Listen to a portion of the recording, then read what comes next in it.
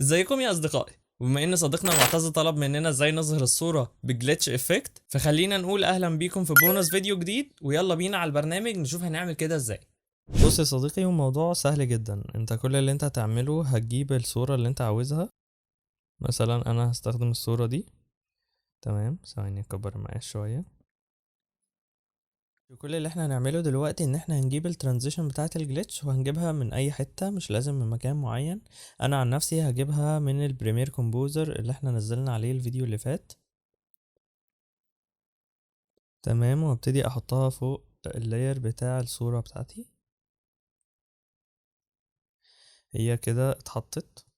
لما نرجع كده نبص، طيب هنلاقي كده ان الترانزيشن اتطبقت على الصورة بتاعتنا وبرضو على الفيديو بتاعنا اللي محطوط تحت ده.